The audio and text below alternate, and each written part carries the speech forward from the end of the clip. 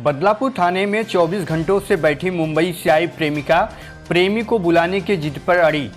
खबर उत्तर प्रदेश के जौनपुर जिले से आ रही है, जहां बदलापुर कोतवाली परिसर में मुंबई से आई एक प्रेमिका ने पुलिस को लिखित शिकायती पत्र देकर आरोप लगाई है कि वह बिहार के सीतामढ़ी जनपद निवासी ममता गुप्ता है, जिनका आरोप है कि मुंबई के गोरेगांव वेस्ट में रहकर स्टूडियो में गाना गाती थी।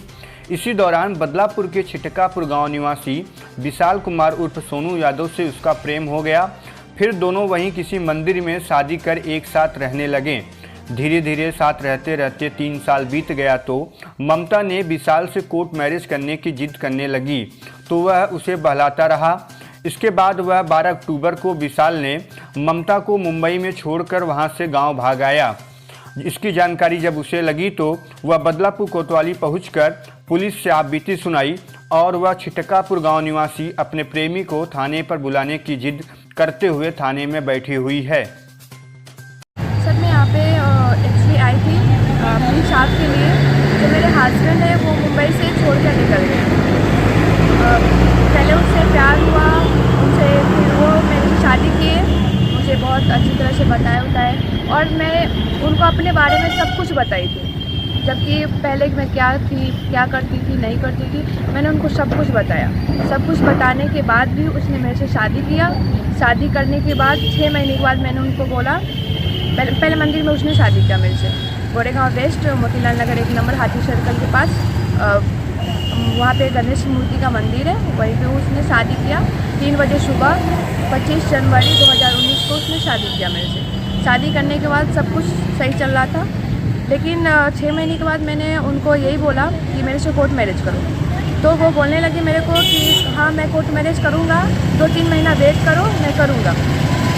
फिर मैंने वेट किया, उनकी बात माना, ट्रस्ट किया उन पर। फिर मैंने वेट किया। वेट करने के बाद मैंने बोला ठीक है, सही है, मैं 2-3 महीना वेट कर लेती हूँ। उसके बाद क्या हुआ, फिर 2-3 महीने के बाद फिर मैं उनको बोली, तो बोला कि अभी थोड़ी पैसे वैसे का दिक्कत है, अभी नहीं कर सकते। उसके बाद लॉकडाउन लग गया तो बोले कि नहीं कर सकते, थोड़ा 2-3 महीना और रुक जाओ।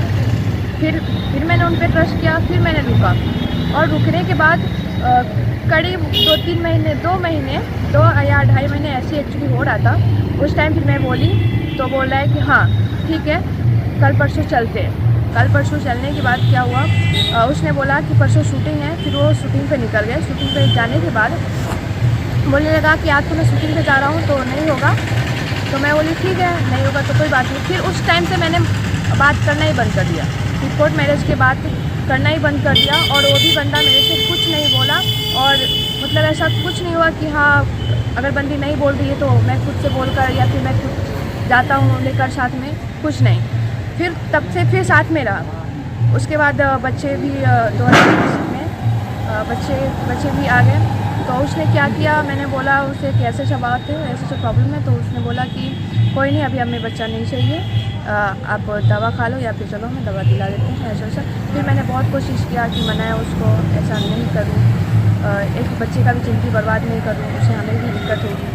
तो फिर भी उसने मेरे को बोला अभी पैसे का दिक्कत है, आप समझो ये वो, मुझे बहुत भगाने लगा। तभी मैं सोची चलो ठीक है, कोई बात नहीं, अगर ऐसा दिक्कत है तो कोई नहीं, इस बार कर लेते हैं। तो उसने गया मेरे साथ, वहाँ पे जाकर दवा दिलवाया। दवा दिलाने के बाद उसने किया है, ठीक है।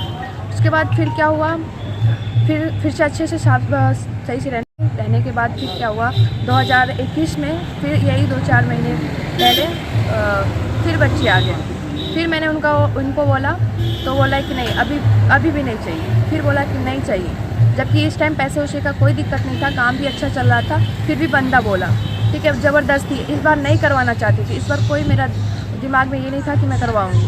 फिर भी उसने करवाया, ज़बरदस्ती मेरे को ले गया, हॉस्पिटल में बात किया, ले गया, मुझे दवा दिलवाया। दवा दिलवाने के बाद सब ठीक हो गया। उसके बाद क्या हुआ, मैं जब गांव आई थी, गांव से फिर मैं वापस गई वहाँ पे जाने के बाद मैं उनको बोली, बहुत ज़्यादा टॉर्चर करने लगी कि अब तो आप शादी करो, क्योंकि 3 साल हो गया, अब तो आपको शादी करना पड़ेगा। मेरे साथ रिश्ते में इतना साथ रह रहे हो, इतने दिन से रह रहे हो, सेक्सुअल रिलेशनशिप में हो, तो कुछ तो आपको बनता है, आप करो, आप शादी करो। बहुत टॉर्चर किया। तो 2-3 बंदा वहाँ पे गाना गाने के लिए आया था स्टूडियो में, उन लोग के साथ सामने ही बोली मैं, तो एक्सेप्ट किया कि हाँ मैं 11 तारीख को चलूँगा। 10 तारीख को मैंने बोला तो वो बोला 11 तारीख को मतलब कल होकर चलूँगा। कल मैं नहा हुआ कर रेडी हुई, रेडी होने के बाद मैं उनको बोला कि रेडी हो जाओ आप भी और चलो बांद्रा कोर्ट, फैमिली कोर्ट है बांद्रा कोर्ट में चलते हैं, वहाँ पे करते हैं शादी। तो बंदा बोला कि हाँ ठीक है चलेंगे, पहले चलो भाजी सब्ज़ी लेकर आते हैं, मार्केट से जाकर सब्ज़ी लेकर आते हैं। तो मैं गई सब्ज़ी लेकर आई, तो वो मेरे साथ नहीं आया, घर पे बाहर ही रह गया। बाहर रहने के बाद मैं फ़ोन की कि मैं तो चाबी लेकर नहीं हूँ, मेरे पास चाबी नहीं है, आपके पास चाबी है आप आकर दे जाओ या फिर आकर खोलो। तो बोला कि नहीं मैं भी ढूंढ रहा हूँ, मेरी जेब में चाबी नहीं है, आप ताला तोड़ दो। तो मैंने ताला तोड़ दिया। ताला तोड़ने के बाद करीब 10 मिनट बाद मैंने उनको कॉल किया, बोल दी कि आप कहाँ पे हो। तो बोल रहा है कि मैं आ रहा हूँ रास्ते में। ठीक है, वो 5 मिनट के बाद वो आ गए घर पे। घर पे आने के बाद यही बोला उसने कि मुझे भूख लगी है, नाश्ता करना है। करीब वही 9, 10, 11 बज रहा था, तो नाश्ता करना है। तो उसने बोला, तो मैं बोली ठीक है आप जाओ नाश्ता करके आ जाओ। तो नाश्ता करने गया, उसके 10 मिनट बाद मैंने उनको कॉल किया, तो बोल रहा है कि मैं नाश्ता कर रहा हूँ, मैं आ जाऊँ। फिर उसके 5 या 10 मिनट के बाद मैं कॉल किया कि आप जल्दी आओ, कुछ सिंगर आया था। तो बोला फिर मैं नहीं आऊँगा, ठीक है आप देख लो। फिर उसके बाद फ़ोन काट दिया मेरा, फ़ोन उसके बाद स्विच ऑफ कर लिया। मैं कॉल लगाते रही, कोई कॉल नहीं लगा। फिर उसके कल होकर मैं सोची कॉल नहीं किया तो फ़ोन खोलेंगे तो मैसेज तो चेक कर सकते हैं। तो मैंने कल शाम को 6-7 के करीब मैंने उसको मैसेज किया 12 तारीख को। तो मुझे रिप्लाई आया कि मैं नहीं आऊँगा, आपको जो करना है आप करो, आपको बांद्रा कोर्ट जाना है, जहाँ जाना है आप जाओ, मुझे उससे कोई मतलब नहीं, आपको जो करना है करो। तो यहाँ पर कैसे आए आप? मैं यहाँ पे वहाँ पे ये सब बात होने के बाद फिर उसके बाद फ़ोन स्विच ऑफ कर दिया, मेरे से बात नहीं किया, फिर ब्लॉक कर दिया नंबर। मैंने एप्लीकेशन लिखवाई थी वहाँ पे, 15 तारीख को एप्लीकेशन लिखवाई। फिर मेरे पास कोई पैसा वैसा कुछ खाने के लिए नहीं था, तो वहाँ पे मैं कैसे रहती, कहाँ पे रहती। इसलिए मेरी एक कोई फ्रेंड थी, उसने मेरे को 2500 का टिकट बनवाई ट्रेन का और 1000 रुपया दिया मुझे, उसने देकर फिर मुझे यहाँ पे भेजा। मैं सोची कि वहाँ गाँव में गया होगा, तो मैं डायरेक्ट थाना में आई कि मुझे यहाँ से कुछ हेल्प मिल जाएगा। लेकिन यहाँ पे आने के बाद पता चला कि थाने वाले भी हेल्प नहीं कर रहे हैं, कुछ नहीं कर रहे हैं। ये बोल रहे हैं कि जहाँ से कुछ हुआ है वहीं से होगा। लेकिन मुंबई वाले पुलिस बोला कि उनका जहाँ घर है आप वहाँ से जाके कंप्लेन करो या जो भी करना है वहाँ से करो। लेकिन यहाँ के जो थाने वाले हैं कुछ हेल्प नहीं कर रहे हैं और कुछ रिस्पॉन्स ही नहीं दे रहे हैं। ऐसे में क्या करोगी आप?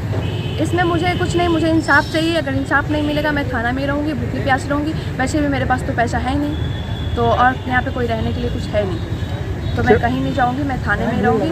चाहे अगर थाने में वो मारेंगे भी, पीटेंगे भी, कुछ भी करेंगे, कितना भी भगाएगा मैं भागूंगी नहीं, मैं जाऊँगी नहीं, थाना में रहूँगी। क्या नाम है आपका? मेरा नाम ममता यादव हुआ।